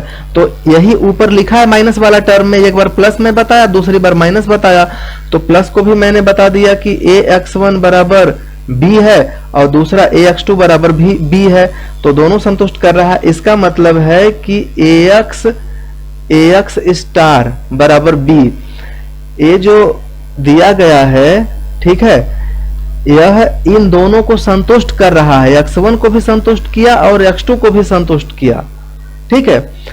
तो अब प्रॉब्लम यहां पर यह है कि चूंकि घटाने पर, ध्यान से सोचना, ये घटाने पर क्या ये जैसे कि यहां पर देखो, कहने का मतलब है कि ये बेसिक तो बेसिक नहीं, हम यहाँ पर ये बताना चाह रहे हैं कि ये जो x, अच्छा एक चीज आप बताइए कि x1 और x2 क्या सभी कंपोनेंट पॉजिटिव होंगे कि नहीं होंगे, आप बताओ।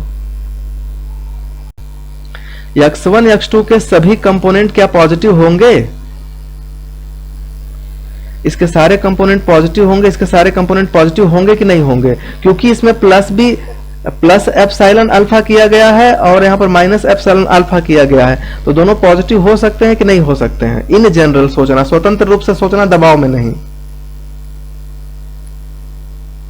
बताओ, पॉजिटिव हो सकते हैं कि नहीं हो सकते? क्या हमेशा पॉजिटिव होंगे कि नेगेटिव भी हो सकते हैं? नहीं समझ में आ रहा है? अरे हाँ नहीं बोलो, समझ में नहीं आ रहा है तो कोई बोलेगा नहीं, चलो मैं ही बता देता हूं, ठीक है। देखो यहाँ पर नेगेटिव होने के भी चांसेस हैं, लेकिन इसमें एक ट्रिक है। ये ट्रिक है कि जो एप्सिलॉन है ना, एप्सिलॉन का वैल्यू एकदम मिनिमम करो। देखो एक चीज का ध्यान दो, यहाँ पर आप ऐसे समझो कि सब जगह दो चीजें आ रही हैं, xj plus epsilon alpha J और दूसरा xj minus epsilon alpha J आ रहा है। तो अल्फा जे तो कुछ कहा नहीं गया है कि ये पॉजिटिव है कि नेगेटिव है कि 0 है, तो जब एप्सिलॉन के साथ जोड़ेंगे तो इसके भी 3 चांसेस बनने के अवसर हैं, मतलब 3 चांसेस हो सकते हैं, 0 प्लस और माइनस।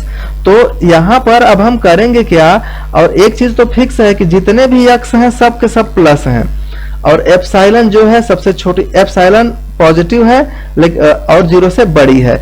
तो यहां एक ट्रिक यूज करते हैं, समझो वो ट्रिक क्या है, बहुत ही बेसिक ट्रिक है कि मैं एप्सिलॉन को बहुत छोटा कर दूं। एप्सिलॉन को जैसे मैं मान लूं कि 1/10 के पावर 10 कर दूं, इतना मैं अगर छोटा मान लूं और 0 से बड़ा मान लूं, तो इस कंडीशन में ए चाहे अल्फा जितना भी अपने आप को नेगेटिव बनाए, ठीक है, इसका जो वैल्यू आएगा वो क्या आएगा, ए पॉजिटिव है तो क्या आएगा बताओ, पॉजिटिव आ जाएगा। सॉरी, क्योंकि एप्सिलॉन इतना छोटा कर देंगे कि इसका मल्टीप्लाई कर दोगे तो ये बहुत छोटा नेगेटिव होगा और घटेगा तो पॉजिटिव ही आएगा।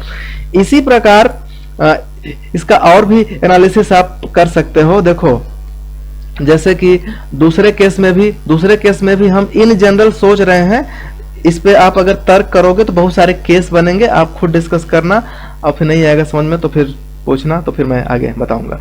तो यहाँ पर XJ, इसमें भी अल्फा को मैं एप्सिलॉन को इतना छोटा कर दूं तो कितना छोटा करना है कि ये पॉजिटिव है, तो ध्यान दो इसमें एक ट्रिक यूज करते हैं, अपने मन से नहीं करना है, कुछ एक ट्रिक यूज करना है। वो ट्रिक इस प्रकार है कि मुझे इसको अगर देखो करना है कि पॉजिटिव हो, ए भी पॉजिटिव हो, तो यहाँ से जरा सोचो, यहाँ से मैं क्या करूंगा, XJ greater than epsilon alpha जे। अब इस एप्सिलॉन जे को मैं यहाँ पर नीचे कर दूंगा अल्फा जे को, तो XJ बटा अल्फा जे और ग्रेटर देन एप्सिलॉन, और एप्सिलॉन 0 से बड़ा है, तो एप्सिलॉन को ऐसा चूज करना है कि 0 से बड़ा और x बाई अल्फा जे से कम।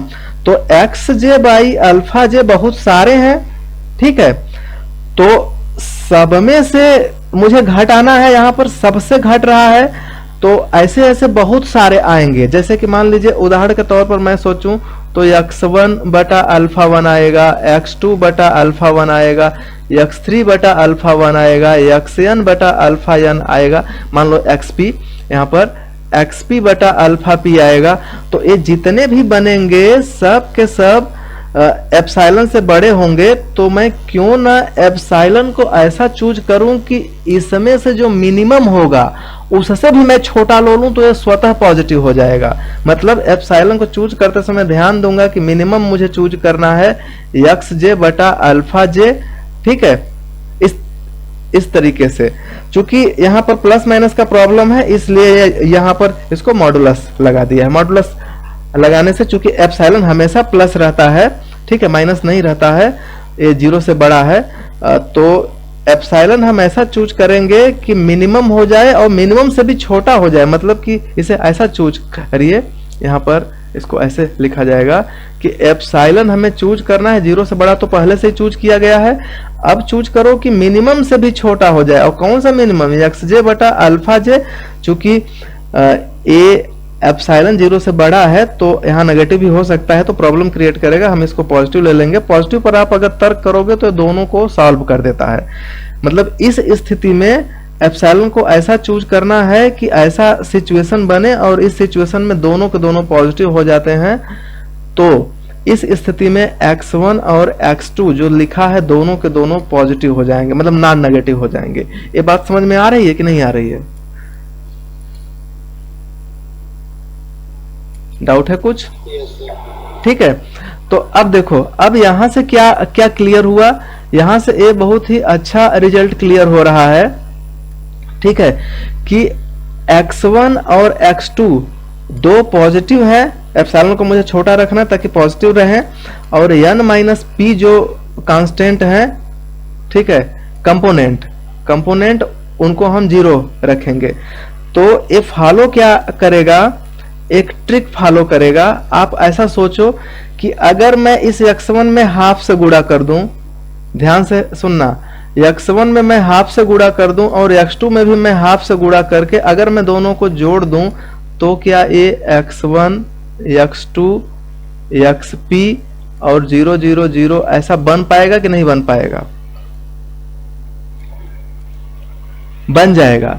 देखो, क्योंकि जब हाफ का मल्टीप्लाई करोगे ना, तो यहां पर जाकर के 2 होगा, यहां भी 2 होगा, यहां भी 2 होगा, यहां भी 2 होगा।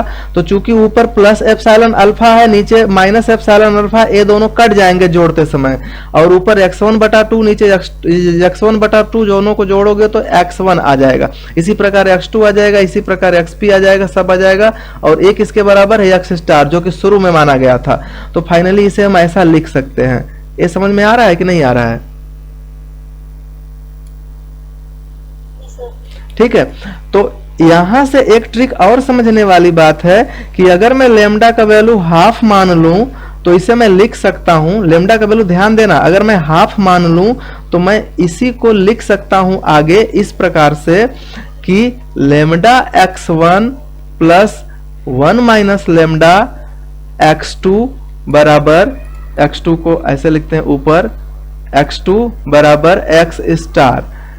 और जहां पर लेमडा का वैल्यू हाफ है तो पहले में हाफ भरोगे तो हाफ ही रहेगा, दूसरे में 1 माइनस हाफ करोगे तो हाफ हो जाएगा, जो कि यहां पर आया हुआ है, ये टर्म यहां पर दिख रहा है। तो ये चीजें क्लियर हुई कि नहीं क्लियर हुई? ठीक है, तो यहां से एक चीज और सोचना है कि x1 और x2 दोनों डिस्टिंक्ट हैं, ध्यान से सुनो, क्योंकि एक में प्लस है एक में माइनस है। x1 x2 दोनों डिस्टिंक्ट हैं, लेकिन उनका कॉन्वेक्स कॉम्बिनेशन x स्टार के बराबर आ गया। तो दो डिस्टिंक्ट नंबर हो या कोऑर्डिनेट हो, ठीक है, दो डिस्टिंक्ट वेक्टर हो और उनका कॉन्वेक्स कॉम्बिनेशन x स्टार के बराबर हो जाए और x पहले से ही माना गया है कि एक्सट्रीम पॉइंट है, तो आप बताओ एक्सट्रीम पॉइंट की तो डेफिनेशन ये होती है ना कि दो डिस्टिंक्ट x1 x2 एग्जिस्ट ही नहीं करेगा जो कॉन्वेक्स कॉम्बिनेशन x स्टार के बराबर हो। लेकिन यहां पर क्या हो रहा है कि कॉन्वेक्स कॉम्बिनेशन दो डिफरेंट वेक्टरों के कॉन्वेक्स कॉम्बिनेशन x स्टार के बराबर हो जा रहा है, इसलिए यहां से क्लियर हो रहा है कि x स्टार जो है एक्सट्रीम नहीं है, एक्सट्रीम नहीं है। लेकिन आप शुरू में माने थे कि x स्टार क्या था, एक्सट्रीम था। ठीक है, तो ये हो गया कंट्राडिक्शन। अब कंट्राडिक्शन हो गया तो कहां से हम चालू करेंगे कि हम कहां से गड़बड़ी किए थे?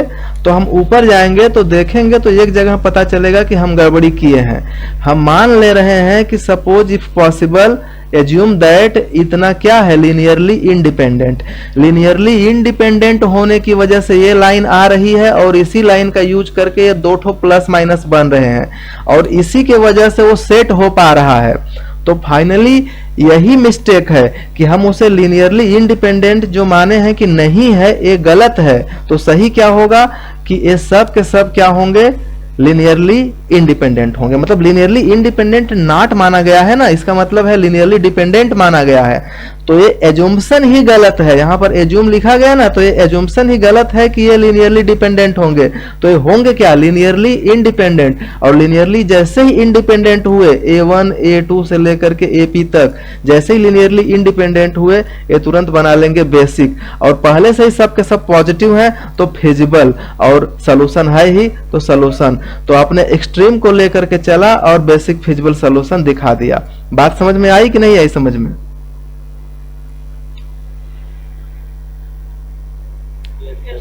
ओके, ठीक है।